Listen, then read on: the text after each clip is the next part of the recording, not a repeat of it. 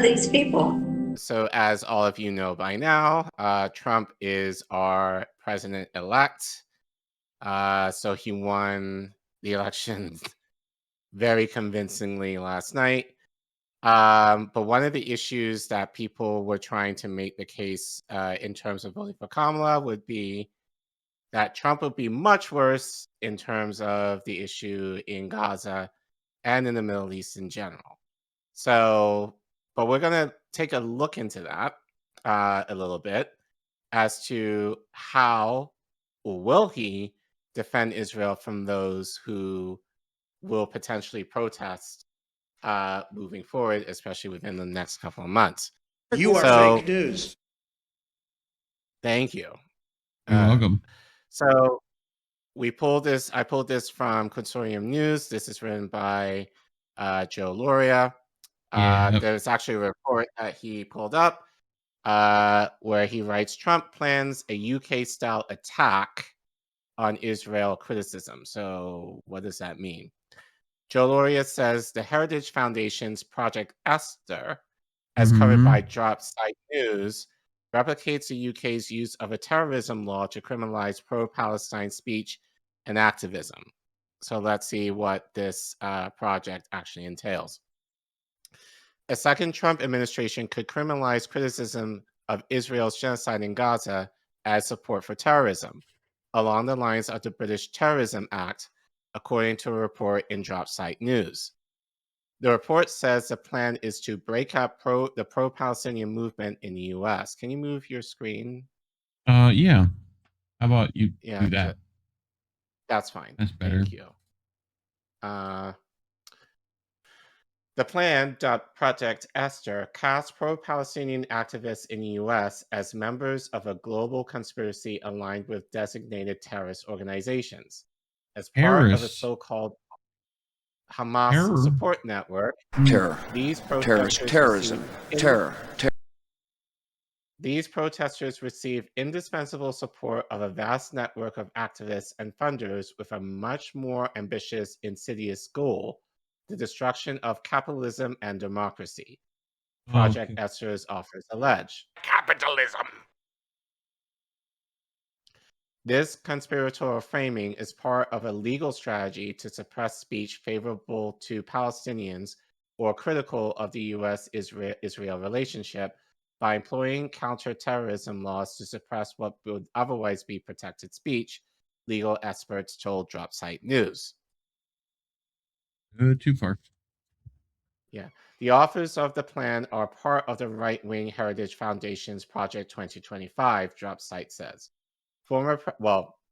President-elect Donald Trump has tried to distance himself from Project 25, but he is a strong supporter of Israel, having moved the U.S. Embassy to Jerusalem and accepted Israel's annexation of Syria's Golan Heights, considered illegal by the UN Security Council. The Washington Post reported in May that Trump told donors in New York that he would deport foreign students if they demonstrate for Palestine. One thing I do is, any student that protests, I throw them out of the country. You know, there are a lot of foreign students. As soon as they hear that, they're going to behave. Trump told the donors, the Post reported. The report in Drop Site News, written by,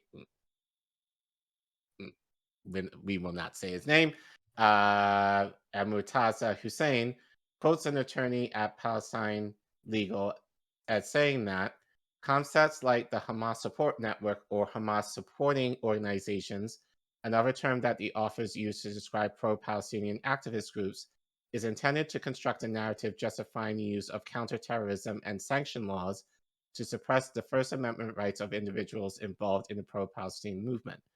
They need to make a claim that these organizations are being directed and controlled by Hamas, which they are not, attorney Dylan Saba said. So their claim now is that these organizations are effectively serving as a propaganda wing for designated terrorist organizations. This is precisely what the British government has been doing. Yep. Using the 2000 Terrorism Act, authorities have been stopping journalists and activists at border entry points to interrogate them, sometimes arresting them, or conducting raids on their homes, all because they dare expose and condemn Israel's ongoing barbarism in Gaza and now Lebanon, and misconstrue it as support for proscribed organizations, mainly Hamas and Hezbollah. Sounds like what happened to Jeremy Lafredo very recently from Razor, Yep. as well as and also go check out Phantom Parrot if you've not seen our coverage of that. Very, very useful information to know about the UK's Terrorism Act. So, but yeah. Among those interrogated under the Terrorism Act for this purpose has been another person that we feature, Craig Murray, writer for former British diplomat, New Consortium News board member, journalist Richard Renhurst, who was held in a cell for 24 hours, and Isa Winstanley, an editor at the Electronic Intifada, whose home was raided by counterterrorism police. If Trump wins, we could expect the same thing as is happening in the UK from his second administration, according to Dropsite News. To achieve its goals, Project Esther proposes the use of counterterrorism and hate speech laws, as well as immigration measures, including the deportation of students and other individuals, Dropsite News reported. The draconian measures being planned also include using racketeering laws to help construct prosecutions against individuals and organizations in the movement, the site reported. The project would first attempt to purge propaganda from schools, then intimidate students not to take part in protests, which that's been happening already. We're going to get to it again later tonight. So, right. This process is expected to lead to a point where both the U.S. public and preponderance of Jewish community perceive HSOs, short for Hamas support organizations, as a threat to their safety. Their aim is to crush the anti-genocide movement within 12 to 24 months. Yeah, about that. Zoom out. You want me to go up here, don't you? Sure.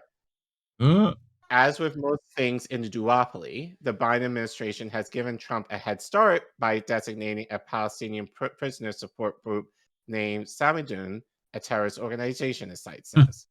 Israel has been accusing any critic of being pro-Hamas, such as how they smeared UN Secretary General Antonio Guterres, or they accuse you of being part of Hamas. What is even more disturbing is that Western governments have taken up these ludicrous claims to ensure Israel remains above criticism while it openly commits genocide. It is one of the most transparent tricks going back a millennia for a government to smear its legitimate critics as being card-carrying members of its most ardent enemies, and Western governments are willingly falling for it, criminalizing journalists who oppose the slaughter. If Trump has won and follows through with this plan, he will totally abrogating the First Amendment, which is supposed to separate the U.S. from the country it rebelled against a long time ago. A long time ago. Yeah, he don't give a shit about free speech, dog. No. I love how people think that. Not necessarily. I mean, I think it's you know, we're getting into his money ties to Israel in a second, but yeah, I think it's one of those things where I don't see it much different than what Biden's administration was willing to do. You know, we don't know exactly who will be in his cabinet moving forward, but if Pompeo has anything to do with it, and this is something actually I'm glad you brought this up because it's something I shared on Twitter I think yesterday. RFK and Rabbi Shmuley have anything to do with it, right? You know? But then it's the idea of like when you're voting for like the president in this case, you're not just voting for them; you're voting for people within their cabinet, which we do not have any control over. So the idea that all these swamp monsters are basically going to be advising now Trump or Kamala into doing bad shit is something that I think you should be more scared of because we don't have control over that in terms of voting for these people. But these are the people that are tied to the establishment, who are tied to the Israeli lobby, who are going to make these decisions and will break everything as far within our constitution to ensure that whatever they don't like or whatever they want to suppress will come about. So yeah, obviously with Trump, that's what we know what he's going to get, but like, or we can guess. With Kamala, it would have been the same thing too. given that she's tied to Wall Street, she's tied to these big donors, and she's definitely tied to APAC. So, it's the idea of like, who are the people surrounding the presidents who are going to be advising them / suggesting things that don't hurt the empire. It's something that I don't think people consider.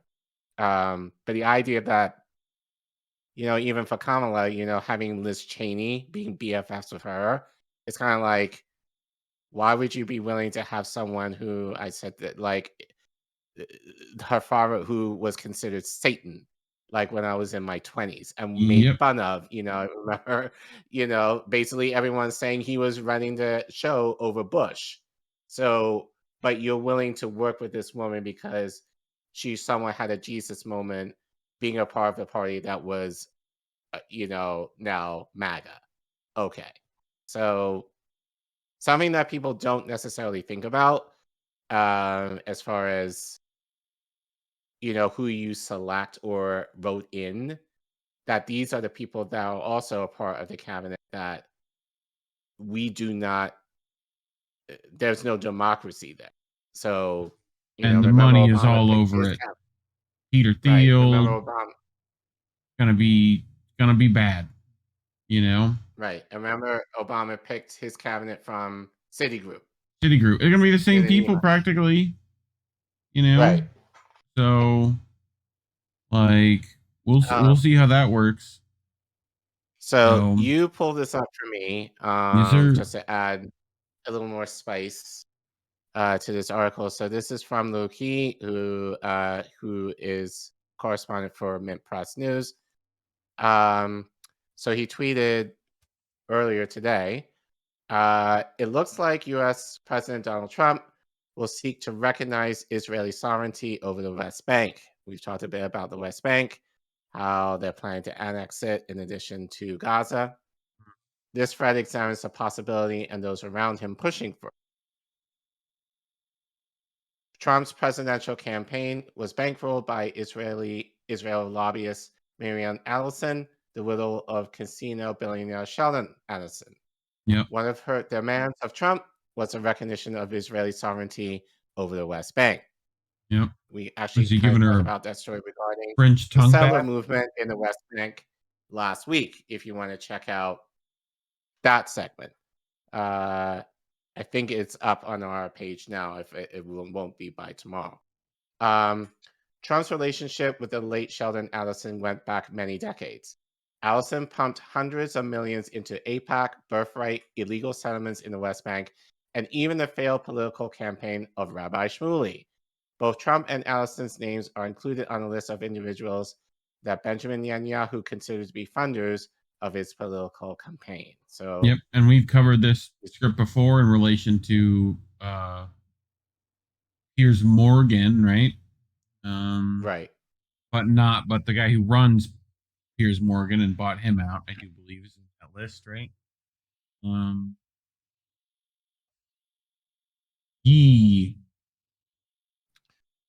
John Sawyers, the former head of MI6, described Donald Trump as the most easily manipulated U.S. president Israel has ever enjoyed. He recognized Israel's illegal annexation of the Syrian Golan Heights, which no other country has done. Trump's proposals for a solution to Palestine were largely written by the Israelis. Israeli National Security Minister Itamar Ben-Gvir had today heralded Trump's victory as the time for sovereignty and complete victory. Whatever Trump does elsewhere, watch the West Bank. So we will definitely do that, especially given, now Trump is president. We'll definitely update you guys and probably report a lot more on the West Bank, hopefully in the next few months, to see what comes out with that. But any final thoughts before we close this segment? Not really. I mean, to me, it's par for the course for those paying attention. He's definitely going to be in bed with Israel. Right. So they don't let you into that office without you being willing to play ball there. So we'll see how that goes. Well, the difference is with Trump, like, he's very open. he basically says to us what he plans to do. It's not like the Democrats weren't doing this as well. They were just doing a better job of not mentioning it at all. But it's still happening. I'll look for it. It was a good quote.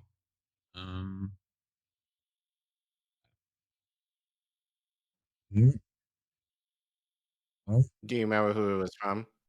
Yes. Vanessa Beeley says, "Gone is a genocidal president, too hypocritical to admit it, and in comes a genocidal president who wears it as a badge of honor." Dr. Ghassan Abu Sita is quote. So I felt like the fact that Kamala denied that a genocide is taking place. Yeah. Well, I mean, Trump hasn't said that, but he's like level the place. Yeah. And again, I argue. It was a debate. And I argue Biden and Harris already gave him a head start. The place is level. So there's not much more that Trump has to complete. But there's more to Gaza. We might try and we got breaking story relation to all of this too. So if we have time tonight, we'll talk about it. But yeah, I think that's all I got for that story, at least. Well, boop. There it is. Yeah. Well, talking about these things is why we're demonetized. So you can scan that QR code on your screen. Go to codashfee.com/indienewsnetwork. You know, our links are always in the little doobly-doo down below. But if you can't give monetarily, just like and subscribe. Share this with your friends. There's going to be a lot of those people who need to be catching up. So make sure to do that and leave a comment. Let us know what you think. You know, how bad's it going to be? But otherwise, thanks for watching.